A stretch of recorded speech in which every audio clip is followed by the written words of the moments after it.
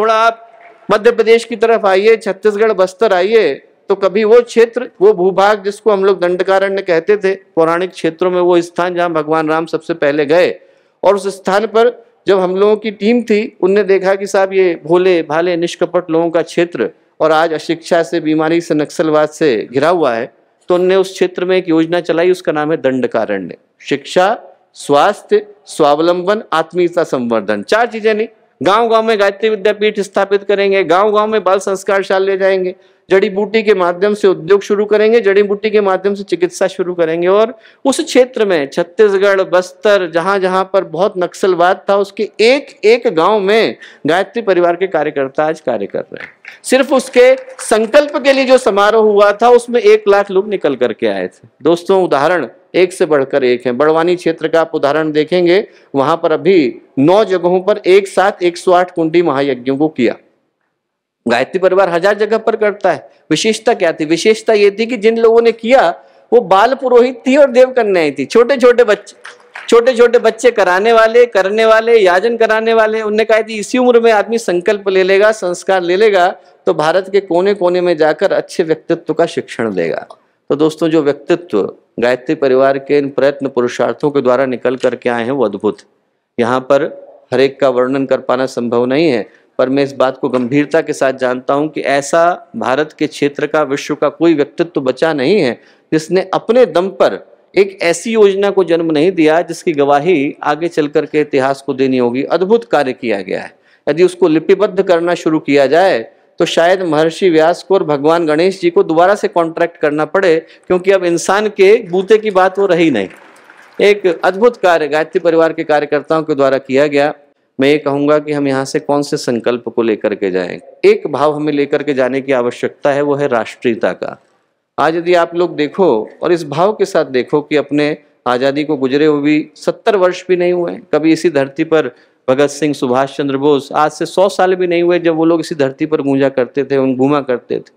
और आज जब इतने लोगों के त्याग, समर्पण, कुर्बानी के नींव पर अपने आज़ाद भारत का भवन खड़ा है, और उनमें से कोई लौट करके आए और हमसे पूछे कि बेटा जो तिरंगा, जो देश हमने तुम्हें दिया था, उसके साथ आप लोग न्याय कर पाए कि नहीं कर पाए, तो उसका उत्तर देते हुए हमारी जवान लड़खड़ानी नहीं चाहिए। उसका उत्तर देते हुए हमारी आंख जो है पथरीली नहीं होनी चाहिए, नीची नहीं होनी चाहिए। हम लोगों में से बहुत अभी 25 के नहीं हुए। आप कल्पना करके देखो कि देश को आज़ाद कराने में राजगुरु 22 के थे जब उनको फांसी का फंदा छूना पड़ा। भगत सिंह 23 के थे। चंद्रशेखर आजाद 24 के थे जब उन्हें गोलियां खानी पड़ी। हम में से बहुतों ने तो अभी जीवन के 25वें वसंत को नहीं देखा। आप कल्पना करके देखो कि उनकी माँ को कैसा लगा होगा कि मेरा भगत अब लौट के नहीं आएगा। कैसा लगा होगा उनकी माँ को। हमारे बच्चे को थोड़ा सा कष्ट हो जाता है तो हम दौड़ करके बैंडेड लेकर के जाते हैं कि बेटा हमारे तेरी कोई तकलीफ है तो दूर कर दें। और उसकी माँ को कैसा लगा होगा कि अब मैं जिंदगी में दोबारा भगत को देखने वाली नहीं हूँ, कभी मैं जिंदगी में दोबारा राजगुरु को देखने वाली नहीं। कैसा लगा होगा। दोस्तों, आज हम लोगों को अपने आप से प्रश्न पूछने की आवश्यकता है कि हम कैसा भारत उनको लौटाना चाहते हैं। यदि वो लौट करके आए और ये पूछें कि जो भारत हमने तुम्हें हवाले किया था, जो हम तिरंगा तुम्हें सौंप करके गए थे, उसके साथ तुम न्याय कर पाए कि नहीं कर पाए, तो दोस्तों मन में एक ये भाव उठाने की आवश्यकता है कि एक सच्ची राष्ट्रीयता हम लोग लेकर के निकलें। राष्ट्रीयता का अर्थ सिर्फ मुंह पर तिरंगा पोत कर मोमबत्ती का मार्च करना थोड़ा ही होता है।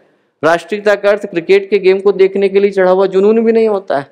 राष्ट्रीयता का अर्थ ये भी नहीं होता कि साल में एक बार हम लोग तिरंगा फहराएं, भारत माता की जय बोले और अपने अपने दड़बों में घुस जाएं। ये राष्ट्रीयता का अर्थ नहीं है। राष्ट्रीयता का अर्थ है कि हम लोग राष्ट्र के प्रति समर्पित और एकनिष्ठ निष्ठा के साथ ये सोचें कि इस राष्ट्र को उन्नत बनाने के लिए, इसको ऊंचाई पर ले जाने के लिए, इसको उत्कर्ष के पथ पर ले जाने के लिए हम लोग कैसे अपनी आहुतियां लगा सकते हैं। संकल्प हम यहाँ से लेकर के जाएं, भाव लेकर के जाएं, राष्ट्रीयता की सोच लेकर के जाएं। ये जो अशिक्षा है, बेरोजगारी, ये व्यभिचार, भ्रष्टाचार हमें दिखाई पड़ता है, ये भारत की नीति नहीं हो सकती। भारत की नीति बदलने की जिम्मेवारी हम जैसे लोगों की है, कार्यकर्ताओं की है, नागरिकों की है, राष्ट्र के प्रति समर्पित गायत्री परिवार के परिजनों की है। और कुछ हो न हो, पर गायत्री परिवार एक वचन हमेशा से दे सकता है कि इस राष्ट्र को ऊंचा उठाने के लिए जो हमसे बन पड़ेगा वो हम लोग अपनी अंतिम सांस तक इस देश के लिए लगाते रहेंगे। बिस्मिल प्रिय कवियों में से रहे और उनने एक से एक बढ़कर के कविताएं लिखी। सरफरोशी की तमन्ना अब हमारे दिल में है, न चाहूं मान दुनिया से, न चाहूं स्वर्ग को जाना, मुझे वर दे यही माता, रहूं भारत पे दीवाना। एक से एक बढ़कर राम प्रसाद बिस्मिल की कविताएं थी, पर एक कविता उनने फांसी पर चढ़ने से एक रात पहले लिखी थी और पत्र के रूप में लिख करके भेजी थी भगवान को, और वो मैं आपके साथ शेयर करना चाहता हूं ताकि राष्ट्रीयता का जो जज्बा उनके हृदय में था वो हम भी अपने साथ लेकर के अपने अपने घरों को लौट सकें। उनने भगवान को पत्र लिखा और पत्र में लिखा, जगदीश, भगवान को लिखा, जगदीश यह विनय है जब प्राण तन से निकले, जगदीश यह विनय है जब प्राण तन से निकले, जय जय स्वदेश रटते तब प्राण तन से निकले। तब भी मैं भारत की याद कर रहा हूं। जगदीश यह विनय है जब प्राण तन से निकले, जय जय स्वदेश रटते तब प्राण तन से निकले। भारत वसुंधरा पर सुख शांति संयुता पर शुचिशस्य श्यामला पर तब प्राण तन से निकले। भारत का चित्रपट हो युग नेत्र के निकट हो, श्री जाह्नवी का तट हो तब प्राण तन से निकले। बोले दुख दैन्य पर विजय, अज्ञान रात्र क्षय हो, भारत समृद्धिमय हो तब प्राण तन से निकले।